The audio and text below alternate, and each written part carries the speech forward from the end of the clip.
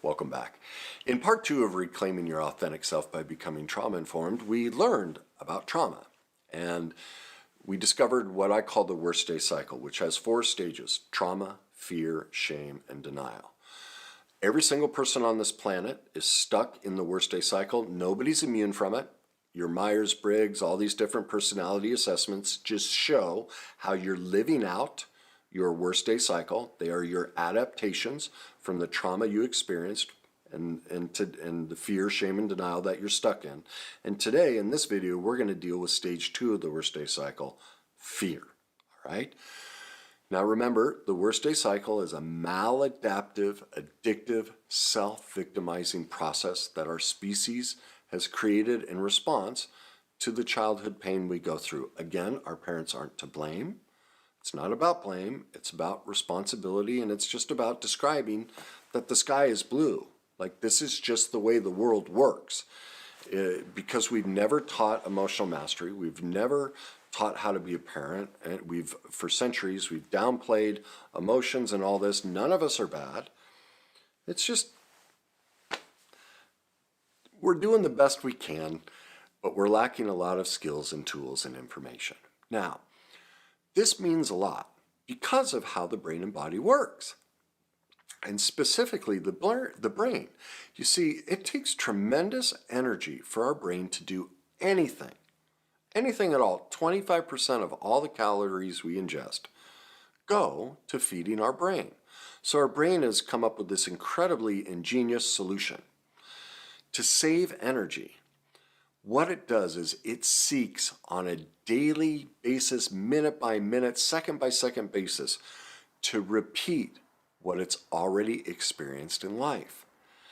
That's why 95% of our life we're just reliving our subconscious, which was developed in the first 7 years of our life. That's the worst day cycle.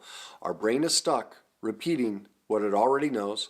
It doesn't care if it's good or bad for us. That's why people in domestic abuse situations stay, or with narcissists, or whatever it may be. Our brain is saving energy because it doesn't care what's right or wrong for us. It cares about how does it survive and conserve energy. That's it. So it seeks to replay everything it knows. Well, what did we learn in childhood? As I proved in the last video, if you haven't seen it, go back and watch it. All of us have experienced childhood trauma. The act of being born is traumatic. But everything in childhood, even if our parents were, the only way we could not experience trauma in childhood is if we had been raised by a perfect God. We're human, okay? Now, many people may want to already turn this video off because they're experiencing new information. See, whenever we touch, see, smell, hear, or taste anything new, our brain goes into fight, flight, or freeze. It's an immediate chemical reaction that you can't stop. It's a defense mechanism our brain has come up with of, how can I survive? Well, if I've never experienced something, boom, I'm going to create an alarm system. Now, this is what's crazy about it. The physiological response of fear isn't something that we have to feel and experience. It can be triggered without any observable effects on our behavior and without any subjective awareness that it's happening. Yet, like most people, like, well, I'm not afraid. I don't feel anything. Well, that's the fear response. It's not always to that level. Now, obviously, many conditions that does happen. But people don't realize that all throughout the day, you're in fear. You're getting triggered. If you ever come across anything new, well, we all do. Little situations, information, just turn on the news, turn on me, somebody with a different opinion than yours. Boom, you've just hit fear, and you didn't know it. Now, why does this matter? Why is this the second stage of the cycle? Well, look at what happened in childhood. What happened the first time we cognitively remember making a mistake? Can you see it? Can you feel it? Mom and or dad standing over us, pointing the finger, that look on their face. It may not have been said directly. It just may have been an experience, a look, a feeling, something. Maybe you got physically punished, but the message was sent to you, you're bad, right? Think of it. What happens when you consider making a mistake? You just bind up, oh my God, I'm such a bad person. That's everybody's reaction. That's a learned reaction. That's not normal to the species. That's due to parenting. Because we haven't taught, and I don't know if we need to. Maybe it's fine that we never learn about parenting, because maybe, I tell you this, when you learn what it takes to be a so-called healthy parent, you'd go, I'm never going to have a kid. It's just too big of a responsibility. So it's probably great that we're completely unaware of what it requires to not leave wounds in our children, because people would realize, oh my God, this is an overwhelming responsibility. Like, it's impossible. And that's why I don't blame parents. It's impossible to not leave wounds in kids. Absolutely impossible. What it requires, like, to nurture a human being without pain, it's an impossible task, what the requirements of that, okay? But because we haven't taught it, our parents don't know how to distinguish between communicating to us that behavior, that choice was less than perfect, but you, my little boy or little girl, you are adorable and perfect. And so what they do inadvertently is they send the message that there's something broken and wrong in us. And so when you, as an adult, hear new information, experience something new, that's what you're getting hit with. Remember, our brain seeks to repeat what it knows. Trauma happens. We have a negative emotional experience. That gets imprinted. Remember, trauma imprints in our brain and body. And the message gets sent, I'm bad or defective. And this becomes an emotional chemical addiction that gets stuck within us the rest of our life. And do you see what happens? Our brain and body seeks to repeat it. So you wonder why you can't leave the narcissist, you can't get away from the abuser, all these different things in your life. You can't make any money, all of these self-destructive behaviors, your addictions, you're overweight, you can't go to the gym, all these things. These are all learned in childhood. Your brain is seeking to repeat what it knows. Now, that led to what I talked about in my book, Your Journey to Success. It made me realize something else. Not a single person on this planet has ever been afraid to fail. It's not even humanly possible. Every single one of us is afraid of success, and here's the proof. Have you ever procrastinated? We all have, right? But what happens to us when we consider making a change, when we consider anything? We lay in bed or we're driving in the car and I should send this email. I should make this phone call. I should, say this to my spouse so we get along better. I should take a personal development class. I should, whatever it may be. We consider making the change. But what comes up? I don't feel like it. I'll quit drinking tomorrow. I'll stop smoking pot tomorrow. I'll go on my diet tomorrow. Something. A feeling comes up. Do you see that? In that moment, we have chosen failure. That is the known experience. The feeling of doing anything new creates a negative. Oh my God, no. Now why? Why is that? What did we learn in childhood? If I'm different, if I do anything that isn't what mom and dad wants, I'm bad. And so you're sitting there contemplating, looking at the world different, experiencing your world different. And what does your brain do? It sends you the exact same rejecting feeling of, wait a minute, mom and dad, this isn't right. No, I can't have that feeling. And so what do? You repeat failure. This is the self-victimizing process of the worst day cycle. I'll get to that in shame as to why we didn't. People are like, I don't self-victimize.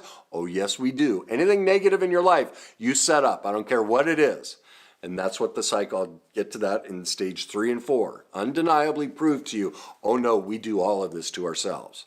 Not because we're bad, not because we're defective, but because we haven't been taught emotional mastery. We haven't been taught how to forgive and accept and love our perfect imperfections and heal the pain from the past.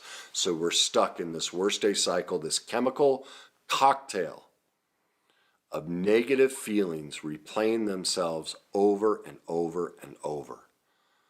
and we're completely unaware of it, not because we're bad, but because we haven't been taught. Now, there's a second way that our brain sabotages us and keeps us replaying the fear of success. Whenever we have the physiological response of fear, it stops blood from flowing to the front part of our brain. Cognition. Well, that's why cognitive tools are irreplaceable in healing cognitive issues. In other words, thinking and learning. But they don't address all levels of our wounding. They're especially limited in addressing emotional issues. You see, when our emotional intelligence is restricted, we often don't know what we really want and can consequently struggle mightily with even the smallest decisions. Therefore, it's crucial to start moving into our feelings. Sooner or later, we must deepen our work by grieving our childhood issues. There is no other way out of the worst day cycle. There's no other way to regain our authentic self. We must become experts in how the emotion and pain from the past is still driving our life. That's not a cognitive process. Yes, we use cognition to give us the skills and tools, but that's learning an emotional process so that our brain and body doesn't get addicted. We can remove the addiction to repeating the fear, or to stop repeating the fear of success, to stop the self-sabotaging nature and how we keep procrastinating and keep putting off everything we want in our life. Because remember what stops us? What happens when we procrastinate and say we're going to do it tomorrow? A feeling comes up. That's not cognition. That's a feeling. The solution to that is feelings work, not thought work. Okay?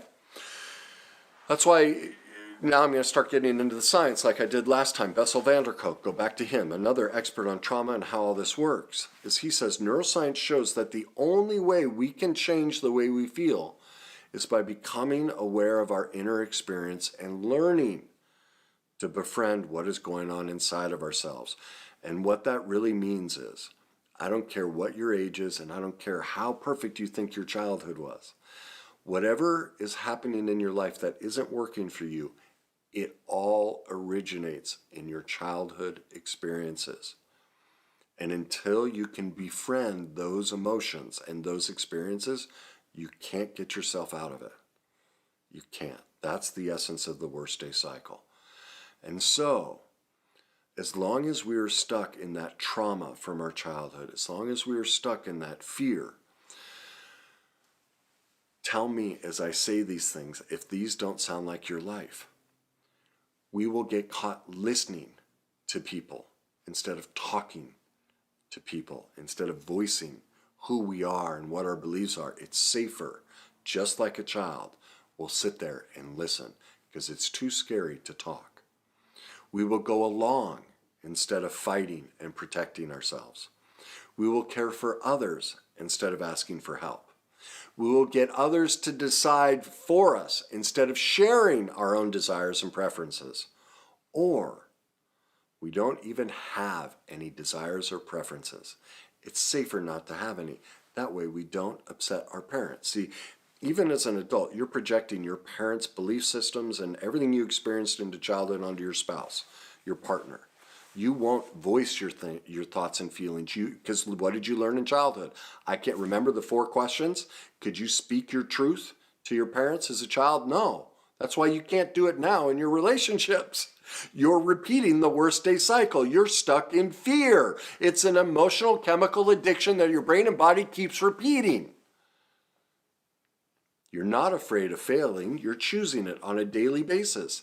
By not speaking your truth, by not talking and just listening, by going along instead of fighting and protecting, by not asking for help and caring for others all the time, doing all of these things, you're doing just what you did as a child, keeping shut, trying to keep mom and dad happy because you're scared to death. Your life depends on not rocking the boat because the message was sent as a child. Our job here is to make sure mom and dad are happy. Not because mom and dad are to blame or are bad, but they were never shown or taught, and they're just doing what was done to them. Okay?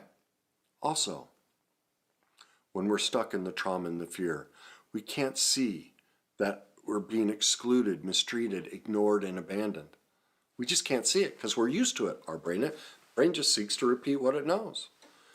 We can't feel somebody's anger. We can't feel or see our own anger or fear. And we can't see that we're in danger. How many times have you just woken up and gone, how did I not see that? We can't read or we misread social cues. Our mirroring component is dysfunctional. All too often, our decisions are based on the fear of getting in trouble or getting abandoned, rather than on the principles of having meaningful and equitable interactions in the world. That part was from Bessel. That's what the worst day cycle traps us in. That's what our brain traps us in, is repeating all of these things. These are all perfect imperfections, like not being able to stand. We all struggle with all these things, right? Doesn't make you bad, doesn't make you defective, makes you human. Well, where did we learn these things? As a child, we couldn't, like I said, we couldn't speak up to our parents. We had secrets. We couldn't let them know who we were. And so we're still doing them in our adult life with our colleagues, friends, everybody. That's why we're not authentic, because nobody knows who we really are. We're withholding it from them. As Alice Miller says, in every adult lies dormant that small child's fear of punishment at the hands of their parents, even if he or she would dare to rebel against their behavior. But it will lie dormant only as long as that fear remains unconscious. Once consciously experienced, it will dissolve in the course of time. And that's what I'm trying to give you, is the knowledge, skills, and tools to address the worst day cycle. To see and admit our parents were perfectly imperfect. They left wounds in us. That we are all worthy of love and acceptance because we are all perfectly imperfect. That it requires emotional mastery to bring all of this into consciousness so we can navigate this, because this is not a cognitive experience. Most of these wounds happened precognition, before the age of 4, before we could even put cognitive thoughts to any of it. It was an emotional experience. We need those skills and tools to move out of this so that it will dissolve over the course of time. That's how we conquer all this. That's how we start being able to choose success instead of reliving the failure. That's how we put an end to political unrest, social unrest, because either side, all you're seeing, whichever side you believe in, you're just seeing broken children repeating the pain from their past, demanding the other side do it. Just like little kids. That's it. All the problems in the world are just all of us, the little child inside of us, begging to be given permission to heal the pain from their past. Now, here's the thing to recognize, a couple other things to recognize about how fear and stress work. When you are habituated, this is from Gabor Mate, those habituated to high levels of internal fear since early childhood, it is in the absence of that fear that creates unease, evoking boredom and a sense of meaninglessness. People may become addicted to their own stress hormones, adrenaline and cortisol. Hans Selye, who's the one, I think that's how you say his last name, who really developed the whole stress model, observed, to such persons, stress feels desirable, while the absence of it feels like something to be avoided. These are your workaholics. These are the people who can't sit still. So everyone thinks, it's an admirable quality. Look, Gary Vaynerchuk, man, he's done some great things in the world. But you want to talk about who's somebody who is absolutely consumed with fear and pain and trauma, and listen to his childhood. My God, he can't sit still because he's doing everything he can not to feel the pain from his past. My heart breaks for him. And look at pictures of him over the last 5 years. Like, he has aged 30 years in a month. He's just dying. He's running from his pain so heavily. Michael Jordan, he's still angry at the world because his dad just belittled him.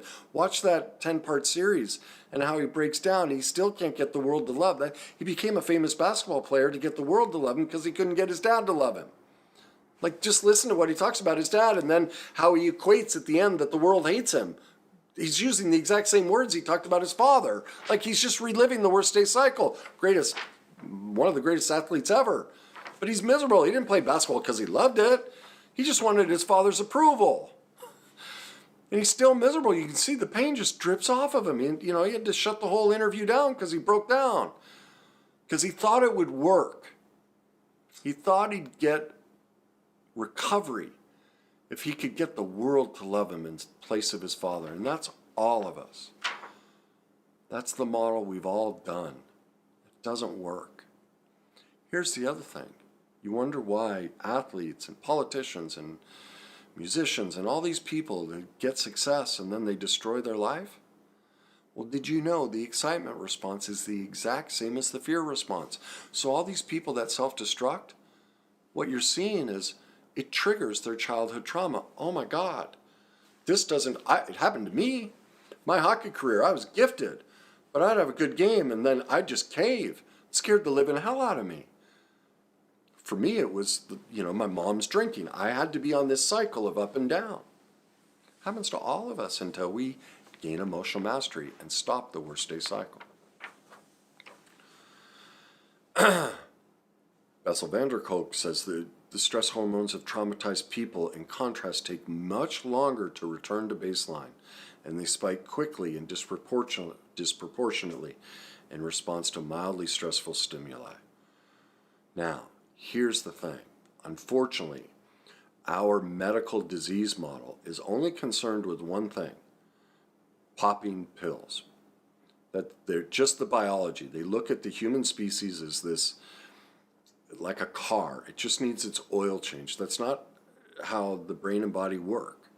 It's a biopsychosocial model that we need in our health. And as Bessel van der Kolk says, after conducting numerous studies of medications, I've come to realize that the psychiatric medications have a serious downside, as they may deflect attention from dealing with the underlying issues.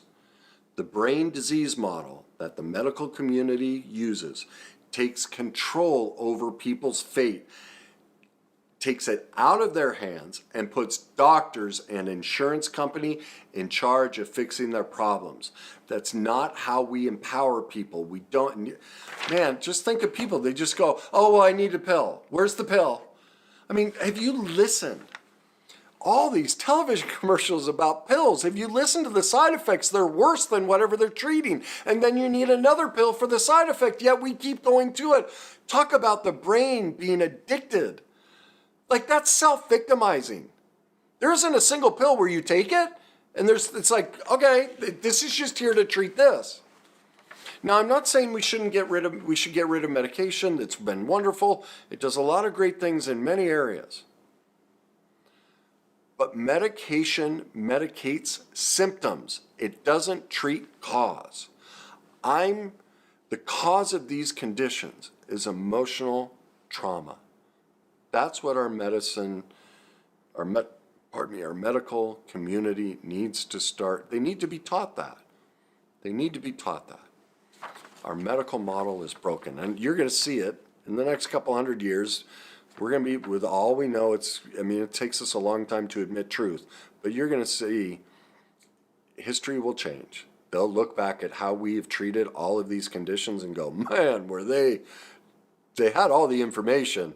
They sure didn't use it. It's heartbreaking. Just like we look back and we go, wow, oh my God, they used leeches to help people? That's how they're going to look at us and go, why weren't they teaching them emotional mastery? It's going to be the exact same thing. I hope somebody 100 years from now pulls up this video and goes, there, because that's what it's going to move to. So that's stage 2 of the 4-stage process of the worst day cycle. Because of trauma, we get stuck in fear. It becomes an emotional chemical addiction. And therefore, we fear success, not failure. We are addicted to repeating failure. And that's key, because that sends us into shame, stage 3. We have tremendous shame of how we're victimizing ourselves. And then that leads to denial. We don't want to admit that truth. And that's why everyone's playing the victim. That's where cancel culture and everything comes from. We're pointing the fingers. We don't have the emotional mastery skills to admit these truths about ourselves. That's why parents don't want to hear that they were perfectly imperfect, that their intentions were pure. But man, when you just aren't taught, how the heck, you got no shot.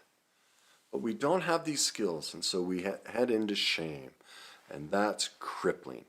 The next two videos are the two most important things you need to learn about in life and recovery and reclaiming your authentic self. These are the deepest, the most difficult to grasp. They can take a long time to absorb and truly embody and live in to reclaim our authentic self, but they are critical in your journey. I beg you, watch them, share them with everybody, because they are the centerpiece of if we want to turn this world and turn our life around and reclaim our authentic self, gain emotional mastery, be able to love and accept our perfect imperfections and heal the pain from our past, we need to become an expert in overcoming our shame and denial, and that's what's coming next. If you think this video will help somebody, please share it. Leave me your comments, and as best you can, I know this stuff is tough and it creates that fear response and ooh, uncomfortable. Learn to love that new feeling. Learn to push back against it. Create a new feeling. Learn to embrace these perfect imperfections and new information. It'll calm your amygdala down. It'll change your fear response. And that's how you get out of the worst day cycle. And you can be able to enjoy this journey.